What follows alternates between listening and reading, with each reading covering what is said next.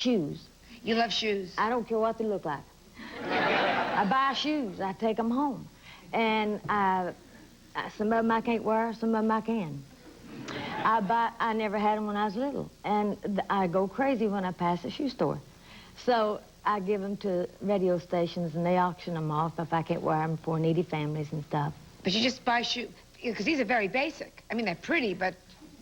They're I mean, just put your leg up. shoes. Yeah, I mean, just a plain old, nice, plain old... Plain old shoes. Stupid-looking shoe. I mean, you know.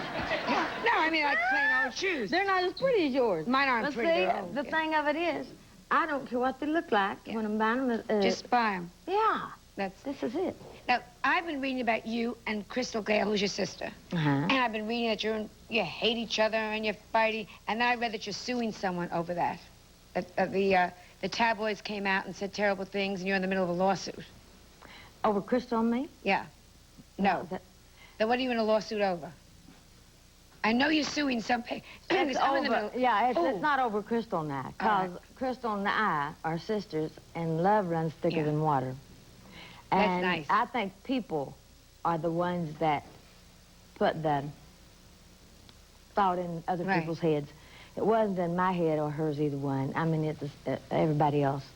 And I think, you know, Crystal and I are sisters, and if we want to have a little spat, we do it by ourselves, and nobody knows anything about it. Well, everybody fights with their family. Yeah, sure. You might as well... But not like, and not the way that people tried to make it out to be. Oh, now I remember what the lawsuit was about. It was about someone said that you were taking... Dope. Dope. Yeah. Dope.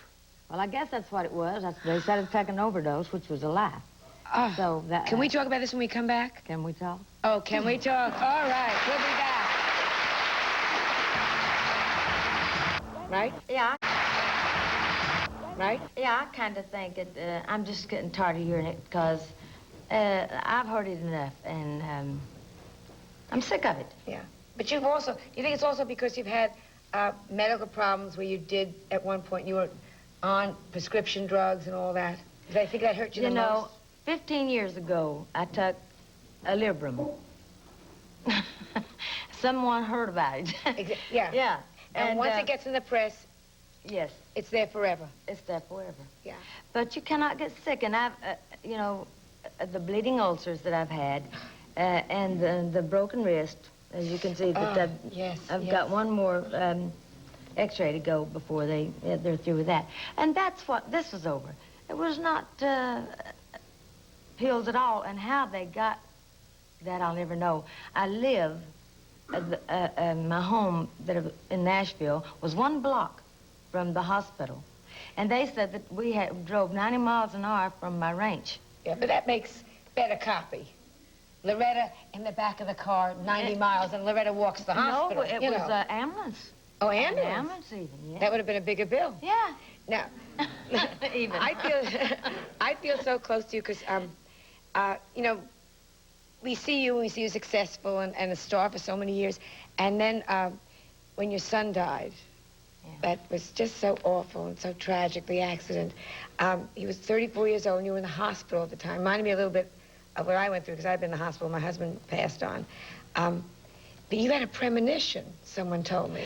Well, you know, I'll probably get a lot of letters about this, but I get letters about everything else, so to heck with it. You rag magazines.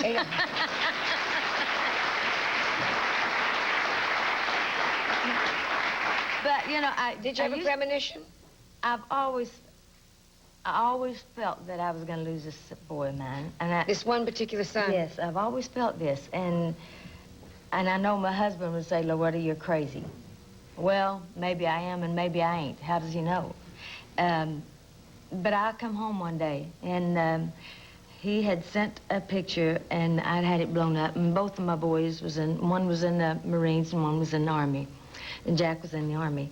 And they were in the den, and I had them blown up, and they were, you know, hanging up. And when I come home, I walked in the kitchen, and I heard something, and I looked around, and it was Jack's picture fell.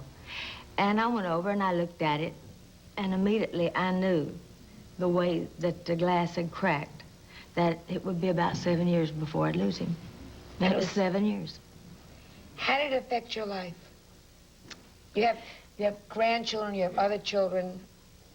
I just thank God that I have the rest of them. And I was a little bit bitter for a while. And I play games with myself still yet. You know, that everything's okay. And that he's alive. Yeah, everything's okay. And, but until you lose someone, you think, oh boy, well, I'm going to be quitting work here pretty soon, and everything's going to be fine, and this is going to happen, that's going to happen. And when you lose someone, you're going to know then that nothing will ever be okay again. Yeah, or the same again. That's right. You know, you're so down to earth. Every time I talk to you, it's like talking to a girlfriend. I know we don't see each other that often, but I just think you're so great. Do you think of yourself as a star? No. When you see the name Loretta Lynn up there, what, you go, that's me? Not really. To me, it's someone else. I walk on stage as someone else to try to please. When I walk on that stage, I give them everything I've got because they paid their way in. And it bothers me if I don't get to sign autographs. And if we have 2 shows, I don't get to. Yeah, I have that same thing. I get Really? crazy, yes. Yeah. And I feel if they buy anything, it should be autographed, you know.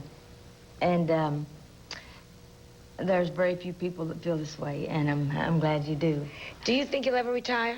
Because you enjoy the farm or the ranch, as you call it. Well, you know, I don't guineas. work in the winter. Oh, I love the guineas. I have to go out now and buy me a little guinea. You know. I miss them right now, you know, because they would hear me coming, and they've just started sprouting little wings, and they're getting their little feathers now.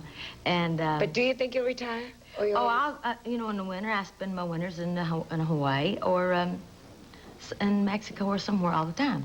I don't work, but in the summer. Well, I hope you'd come back anytime you're in New York. Come back and visit. I just love you. Thank you. We'll be right